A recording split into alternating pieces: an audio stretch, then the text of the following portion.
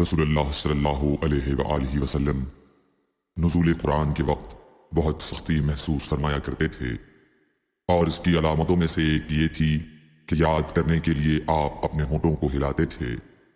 ابن عباس رضی اللہ تعالیٰ عنہ نے کہا، میں اپنے ہونٹوں کو ہلاتا ہوں جس طرح آپ ہلاتے تھے۔ سعید کہتے ہیں، میں بھی اپنے ہونٹ ہلاتا ہوں جس طرح ابن عباس رضی اللہ تعالیٰ عنہ کو میں نے ہلاتے دیکھا۔ پھر انہوں نے اپنے ہونٹ ہلائے۔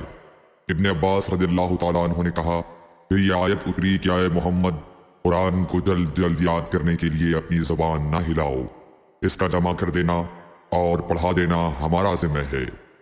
حضرت ابن عباس رضی اللہ تعالیٰ عنہ کہتے ہیں، یعنی قرآن آپ صلی اللہ علیہ وآلہ وسلم کے دل میں جمع دینا اور پڑھا دینا ہمارے ذمہ ہے۔ پھر جب ہم پڑھ چکے تو اس پڑھے ہوئے کی اتباع کرو۔ ابن عباس رضی اللہ تعالیٰ عنہ فرماتے ہیں، اس کا مطلب یہ ہے آپ اس کو خاموشی کے ساتھ سنتے رہو، اس کے بعد مطلب سمجھا دینا ہمارے ذمہ ہے۔